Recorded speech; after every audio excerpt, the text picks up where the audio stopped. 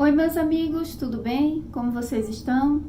Olha, eu aqui com a minha centelha para falar com a sua. E hoje eu quero falar de um livro muito especial para mim, que para mim esse livro é a própria pedra filosofal, que é a pedra que transforma tudo em ouro. Sabe a lenda do alquimista que descobriu a pedra filosofal e que com ela, transforma tudo em ouro? O próprio livro diz que a filosofia hermética, que é apresentada aqui no livro, ou Kybalion, esse livro diz que a filosofia hermética é a chave mestra que abre todas as portas. E eu, com certeza, concordo com isso.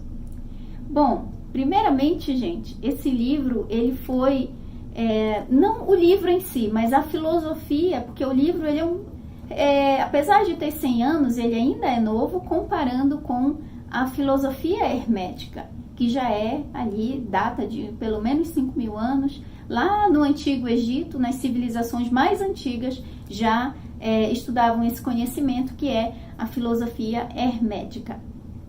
Inclusive, o nome hermético, ele se tornou sinônimo de fechado, altamente secreto e fechado. Por exemplo, as vasilhas da Tupperware, elas têm fechamento hermético. Quando uma vasilha tem fechamento hermético, significa que ela é bem fechada, ela não deixa vazar nada, ok? Então, esse nome hermético vem de Hermes Trismegistus. É um pouco complicado falar esse nome, né? Mas Hermes Trismegistus é uma figura que alguns acreditam que, na verdade, era uma figura mitológica, né? Que não existiu, de fato, um homem chamado Hermes Trismegisto, mas era, na verdade, uma coletividade de mestres que juntaram seus conhecimentos e criaram aquilo que se chama filosofia hermética.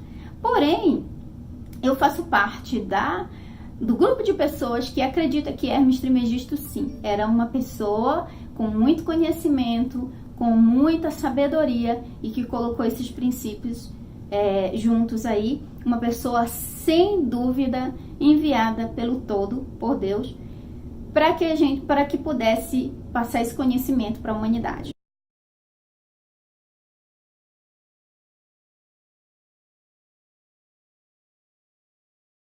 Esse conhecimento ficou armazenado secretamente apenas para iniciados, para pessoas que faziam parte de ordens secretas, né? E não era divulgado ao público. E no início do livro, quando você lê lá na introdução, o autor explica. Esse livro, na verdade, ele não tem um autor que se identificou. O autor preferiu não se identificar, colocando apenas como os 3 iniciados. Não sabemos se foi 3 pessoas que escreveram ou se foi uma única pessoa. Existem especulações sobre o autor do livro. O fato é que o livro está aqui e ele compila, um livro pequeno, compila toda a filosofia hermética, tá? Não toda ela, porque tem coisas mais profundas, mas o básico da filosofia são os 7 princípios que governam o universo, as 7 leis que governam o universo. Então, entender essas 7 leis, sem dúvida, é a chave mestra que abre todas as portas. Se eu fosse colocada numa ilha deserta e me dissesse você só pode levar um livro, seria o Kybalion. Sem dúvida, o Kybalion. Kybalion não é um livro apenas de leitura, é um livro de consulta. Não é o livro que você lê e coloca lá, li, para dizer, olha, mais um para conta. Bom, gente, apesar das pessoas pensarem que eu leio muito, eu leio mesmo, mas eu leio muito os mesmos livros, porque eu só jogo um livro, na verdade eu nunca jogo um livro. Eu só termino, digo terminei, quando eu já li, reli e entendi aquele livro. Porque do que vale eu dizer que eu li 40 livros num mês, sei lá, num ano, e eu não ter entendido todos eles, né? Ter apenas engolido informação sem ter realmente ruminado as informações para entender elas mesmo. Então, se você puder ler poucos livros, mas que os livros que você lê sejam livros que você realmente compreenda e assimile os princípios, então tá valendo.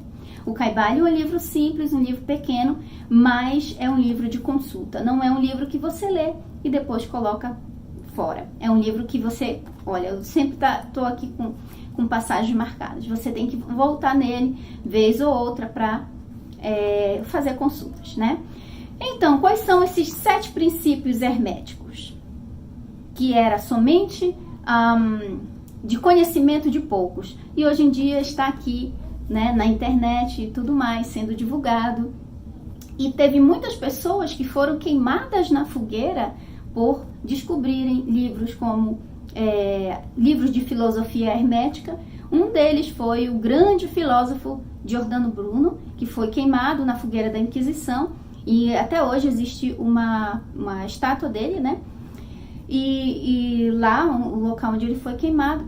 Mas Giordano Bruno, ele era um frei católico que descobriu os livros banidos, né? Os livros proibidos da igreja, e entre eles estavam livros de filosofia hermética.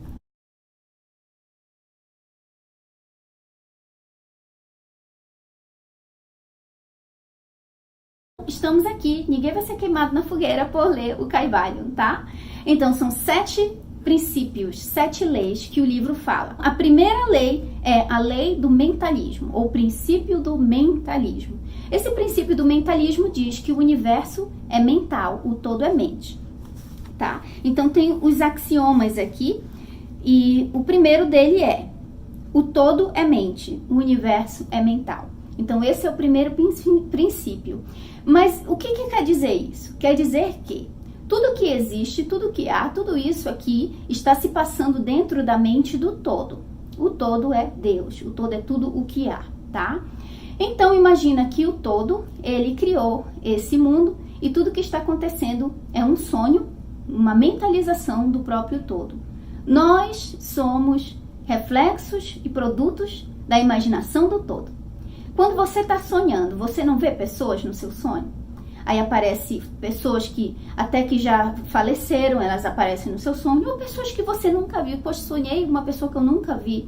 Então, tudo aquilo ali, todas aquelas pessoas que estão no seu sonho, elas são frutos ali da sua imaginação. Assim como nós estamos vivendo e existindo como frutos da mente do todo. Então, o todo é mental, o universo é mental. E esse princípio, ele é o princípio que sustenta a imaginação, a mente do homem, o pensamento, criar a nossa realidade. Se não fosse, o universo não fosse mental, o pensamento não criaria a realidade. Mas tudo que existe foi criado ou pela mente do todo, no sentido direto, como, por exemplo, o ser humano e a natureza, as montanhas, enfim, tudo, ou coisas industrializadas, criadas pelo homem a partir dos produtos da natureza, como essa camisa, por exemplo, o meu óculos, enfim, tudo que a gente industrializa. Mas isso veio da mente do homem, por exemplo. Para alguém criar esse óculos, alguém pensou, fez o design do óculos, até que o óculos se tornasse real. Então, tudo que existe passa primeiro pela mente. Por isso, o universo é mental, todo é mente. É o primeiro princípio. O segundo princípio é o princípio da correspondência. O princípio da correspondência, ele quer dizer que, assim como o axioma eu vou colocar escrito aqui para vocês direitinho, tá? Porque eu tô lendo em inglês, então quando eu vou traduzir, talvez na versão sua em português não esteja exatamente como eu tô traduzindo, tá? Então, ele diz assim, o axioma é: como em cima, assim é embaixo. Como embaixo, assim é em cima. Né? E isso, inclusive, tem no documentário O Segredo, essa parte aí. Como é em cima, assim é embaixo. Então, existe esse princípio da correspondência. E eu já até fiz um vídeo aqui explicando sobre esse mundo aqui e sobre o mundo da imaginação, o mundo 4D, né? A quarta dimensão, quinta dimensão. Então, tudo que está aqui é um reflexo do que está lá. Né? Então, isso é o princípio da correspondência. Esse princípio diz que é nesse princípio que fica os vários planos da realidade. E no livro Kybalion ele vai dizer que existem esses planos da realidade e que dentro desses planos existem 7 subplanos. Enfim, no capítulo, esse capítulo desse segundo princípio é o dos mais longos do livro, tá? O terceiro princípio é o princípio da vibração. Gente, uma pessoa que fala muito bem sobre esse princípio é o Bob Proctor. Se você ler as leis do Bob Proctor, né, o Bob Proctor explicando as leis do universo, você vai ver muita coisa de hermetismo lá na explicação do Bob Proctor. E esse princípio aqui, da vibração, o axioma é o seguinte: Nada descansa, nada está parado. Tudo se move, tudo vibra. Então, no universo, nada está parado. O universo, ele abomina o estático, o parado. Tudo está vibrando, tudo está se mexendo e se movendo. O que muda as coisas de forma é a vibração mais alta, né, mais rápida, ou a vibração mais baixa.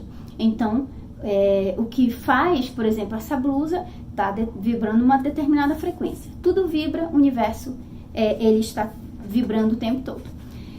O quarto princípio é o princípio da polaridade. O princípio da polaridade, o axioma é: tudo é dual. Tudo tem seus polos. Tudo tem os seus pares e os seus opostos. Iguais ou não iguais.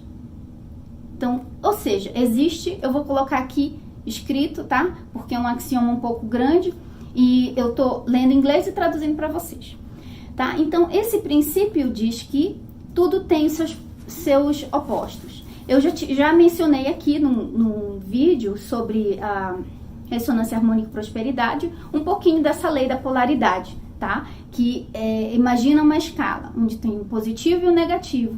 E o princípio da polaridade nada mais é do que essas duas, digamos assim, bandejas, né? Está lá, né? Uma escala e tudo tem, por exemplo, calor e frio, né? Bem e mal. Então, esse princípio da polaridade, tá? Então, tudo existe, né, os seus opostos, para que haja um equilíbrio no universo, e nessa parte do livro ele explica sobre isso. Então, quando você entende esse princípio, você passa a entender que é natural que exista pessoas que pensem o total oposto de você. Você passa a ser mais tolerante. E aí ele ensina também sobre o segredo da paz, de você ter a paz interior, é você ficar mais próximo do meio possível, do equilíbrio possível. Não se polarizar tanto, tá? Então é isso. Quinto princípio, ou quinta lei do universo, é o princípio do ritmo. É o quinto princípio, e eu vou deixar o axioma aqui para vocês também, enquanto eu falo, vai ficar passando o axioma em português, tá? Mas basicamente é o princípio do ritmo, que para mim é o meu favorito, é a minha lei favorita, e eu até expliquei na prática da transmutação mental aqui para vocês como que funciona o pêndulo do universo. E entender essa lei é realmente libertador, gente. É libertador entender essa lei. O princípio do ritmo, ele diz o seguinte, que o universo ele se move em um movimento pendular, de pêndulo. Entendeu? O pêndulo vai e volta para cá e para lá, né? Então, existem as suas marés. Por exemplo, maré alta, maré baixa, as 4 estações. É maravilhoso. Aqui onde eu moro tem as 4 estações muito bem definidas. Então, a gente sente um frio com neve, que você fica desejando o calor. E quando o verão chega, é tão quente que você fica desejando o inverno. Então, vai mostrando assim, aí a maioria das pessoas aqui gosta mais do outono, porque no outono não chove tanto e não é tão frio e nem tão calor. Então, a maioria das pessoas gosta porque vem o outono como esse meio termo aí entre o quente e o frio. Né? Então, o princípio do ritmo é isso. E esse princípio do ritmo, ele também fala que, por exemplo, ele domina, né, uma nação que levanta e fica a mais poderosa do mundo. O pêndulo, o tempo daquela nação ser a mais poderosa vai passar e ela vai perder todo o seu poderio, o seu domínio. Assim como aconteceu com o Egito, com Roma, né, a Grécia e muitos outros países. Isso também, por exemplo, na política. Sempre vai existir o tempo da direita e depois o da esquerda. A direita no poder, depois o pêndulo vai voltar para a esquerda. Enfim, isso é o ritmo. Quando você entende isso, você entende, o pêndulo está indo para o lado de lá. O universo está se movendo para o lado de lá. Né? Nada é por acaso no universo. Inclusive nas nossas vidas a gente vê o princípio do pêndulo também. Quando você passa uma coisa que parece que você vai morrer, tá muito ruim, aí de repente o pêndulo volta, o pêndulo do universo volta e algo muito maravilhoso acontece. A mesma coisa no lado oposto. Quando tá muito, muito alegre, como dizia, né, nossa avó, né, tá rindo muito, depois vai chorar, né? A mesma coisa quando vem a tempestade, vem depois o arco-íris. Nada mais é do que o princípio do ritmo em ação. E ele está em ação em todas as áreas da existência humana. Na nossa vida individual e na nossa vida coletiva, como nação, como cidade, como pessoas, enfim. Então, o sexto princípio é o princípio da causa e efeito. E eu vou deixar também aqui o axioma desse princípio para você ler direitinho. E esse princípio da causa e efeito é ele que se baseia a ideia do karma, que em hebraico, né, segundo a Cabala judaica, chamamos de tikkun, que é aquilo que a lei da semeadura. Aquilo que você fez, plantou, você vai colher, né? As ações que você pratica, você vai ter uma reação daquela ação que vai voltar para você, tá? Esse é o princípio da causa e efeito. E ele explica melhor, direitinho nesse capítulo, que não tem tanto mistério nesse princípio aí, né? O sétimo princípio e último é o princípio do gênero, né? Ou lei do gênero, que eu vou deixar o axioma aqui para vocês também, tá? Basicamente, o axioma diz que o gênero é tudo. Tudo tem o seu lado masculino e o seu lado feminino. O gênero se manifesta em todos os planos. Então, no livro ele explica que não quer dizer gênero sexual, mas na verdade nós, né, macho, fêmea, representamos fisicamente esse gênero. Mas o gênero se manifesta em tudo. Todos nós temos o nosso lado masculino, o nosso lado feminino. Em tudo está manifestado esse lado. O lado masculino, ele vai explicar aqui no livro direitinho, inclusive é o segundo mais longo capítulo que tem no livro, e é nesse capítulo que ele explica da onde eu consegui identificar aquela técnica da transmutação mental que eu coloquei aqui no canal. É já no finalzinho, quando ele explica o princípio do gênero. Porque ele diz o quê? A mente consciente e subconsciente. E no livro do Neville Goddard, O Sentimento é o Segredo, ou Sentir é o Segredo, como está sendo traduzido para português, não sei qual é o título em português exato, mas em inglês é Sentir é o Segredo. Ele explica que o masculino é a tua mente ativa, a mente consciente, e o feminino é a tua mente inconsciente ou subconsciente. A mente consciente, que é o masculina, a mente ativa, ela é responsável por plantar a semente da ideia, daquilo que você quer materializar, na sua mente subconsciente, que é responsável por engravidar dessa ideia e dar à luz a essa ideia. A mente subconsciente, que é o lado feminino, que é o gênero feminino, ele que dá a luz, que faz nascer, que faz materializar as nossas ideias e desejos, que são a representação da nossa semente, do nosso sêmen. A maioria das pessoas tem a sua mente, o seu lado feminino da mente, ali atuando como o tempo todo e recebendo, né, a semente da mente masculina de outras pessoas que não a delas mesmas, né, recebendo as ideias. E é assim que as massas são dominadas, porque elas não têm poder de realizar sua mente masculina sobre sua mente feminina. E ele explica direitinho aqui no livro. Esse livro, gente, é um livro muito profundo, apesar de ser um livro muito pequeno, mas é um livro muito intenso. Tá? E eu espero que essas explicações aqui que eu dei para vocês possam ajudar na leitura e na compreensão.